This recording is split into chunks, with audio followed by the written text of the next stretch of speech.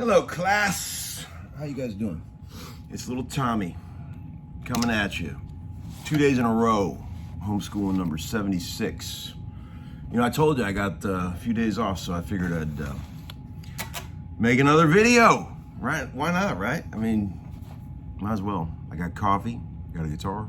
That's all you need. Number one mom. All right, so,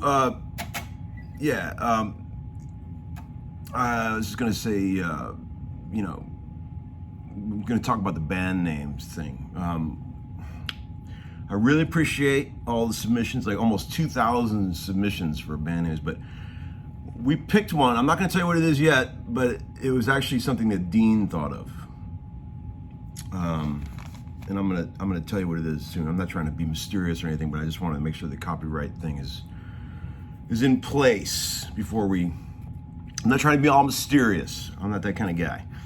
But yeah, and I also wanted to say thanks for like all the kind words about the new T-shirts that are available. One guy said, "Hey Tom, the new shirts are so good." I wanted to tell you that Ryan Conover designed that logo as well. I mean, that he's done all three shirts, well, except for the first one that Eric Curley did. And the guy from Farmland, my favorite breakfast restaurant. The first one was Eric Curley, and then the next three were Ryan Conover. And man, what a gift he has, that boy. And the prints are doing well. That amp's making a little noise. You hear that? Preamp too. I'll put it on standby while I talk. I'll do that because it's gonna drive me nuts. Okay, so let's see. We got some stuff in the VCD for you. Let's see. One guy said, "Hey Tom, congrats on number 75, but the Browns still suck." Well, you know, they were looking pretty promising there, but they got whipped pretty good by Pittsburgh there. So, well, you know, maybe that was just a bad game, but they got some firepower. Man, the Eagles didn't look so good last night. Uncle Larry had a few dollars on that game. But yeah, you know, I had a funny story happen yesterday. A funny thing happened. I was driving around in a part of town that I don't normally go to, way over on the east side, and I had to go to the bank. So I saw one of my banks that I go to is over there on a part of town I rarely ever visit. So I stopped in there. And I didn't think I've ever been in that bank before. And I walked in there, and I was going to deposit a check, and this guy behind the counter goes, "Uncle Larry, dude, unbelievable." And we talked for a while. Sweet guy named Cody. How you doing, Cody? Give you a little shout out there. But yeah, we chatted up for a while. You know, my years of anonymity are at risk, as the one guy said. All right, let's see what we got here. Another guy said, "Hey, Tom, this is a gear question, but I feel it's important. Hey, Tom, can you take us through how you like to set up an amp's tone stack for single coils versus humbuckers? There must be a concept of what the ultimate tone is in your ear." Okay. This is a good question. Okay, that is so not how I think of things, okay? I think when I was a real young kid, I thought of things like that. I thought, man, I got to get an amp that's got a great clean sound and a great dirty sound. That's what I thought when I was a kid. And I think that's what you kind of initially go for. But then I realized as I got older that none of that stuff matters. The ultimate tone, there is no such thing because it's constantly changing, because the ultimate tone is the ultimate tone at that moment in contrast to all the things that are going on around it, right? That's the ultimate tone. So the ultimate tone that's gonna make a track come alive when you put a part on might be a tone that's horrible on its own. You know, it might be really bright. Like if you stood in front of the amp, you'd be like, God. But at that moment, for that particular song in that track, in contrast to everything else that's going on, that's what the song needed, right? So there's no such thing as an ultimate tone. I mean, it's like, it doesn't exist, in my opinion, right? It's like, it's constantly changing. It's like you need all the game is trying to get your ear to the point where you can dial in the right tone for that given moment, right? It amazes me that like I went and saw, there are people that can pull off the thing where they get like a signature sound and just go with it. Like I saw Eric Johnson, who I love, right? For years, he's had like this setup where he's got like 3 sounds, right? He's got a clean, and he's got a lead, and he's got like a fuzz tone sound, and he switches back and forth between those 3 sounds. See, I could never do something like that.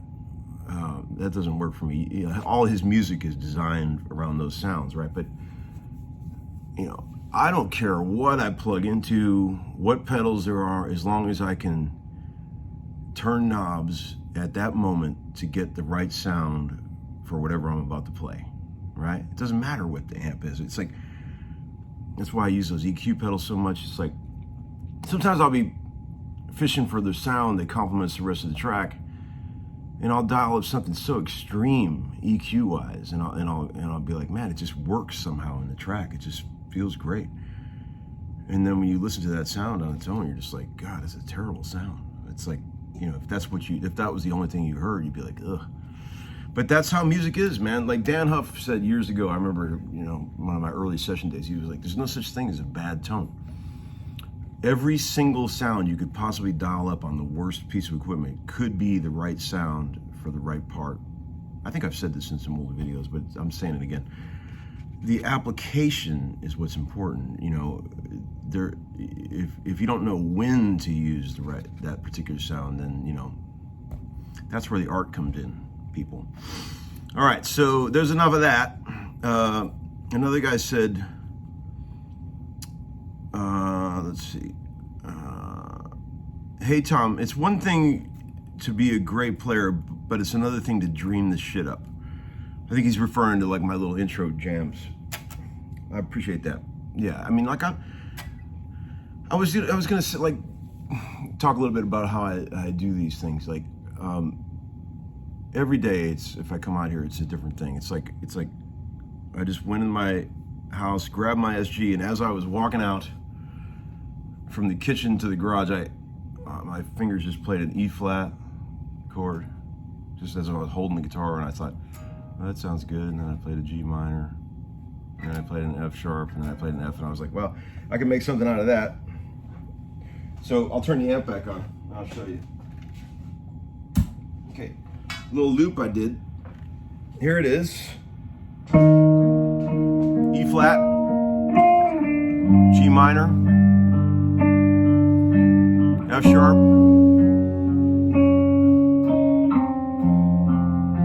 F.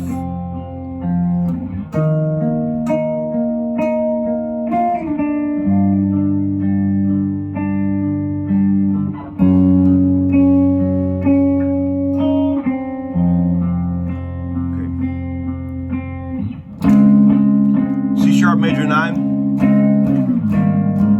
G sharp major 9,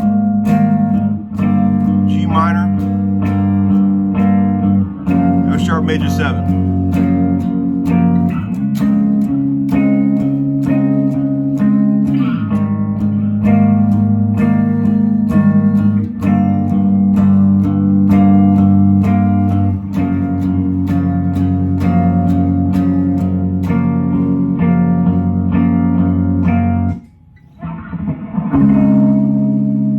Kind of a cool voicing. It's like imposing a A flat major chord over a C sharp. And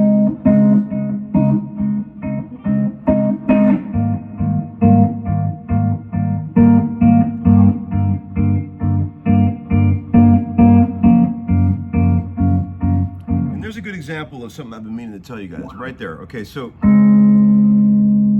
C sharp major 9, G sharp major 9. Now, when you're talking about like, does this chord change work from going this chord to that chord?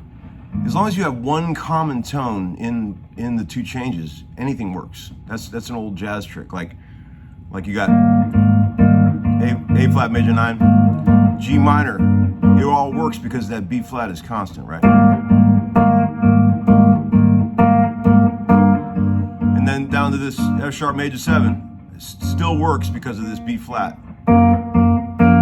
right? So common tones are really what you need to connect chords, right? As long as you got one note the same, the chord can't sound too weird to your ear when you shift it. For example, like let's just say, for example,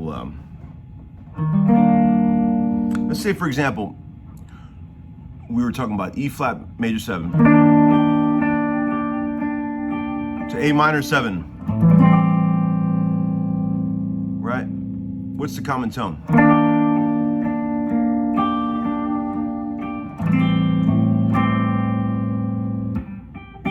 It's that G note. It's kind of an unusual change. I've used it in some of my older videos, but it works because of that common tone, right?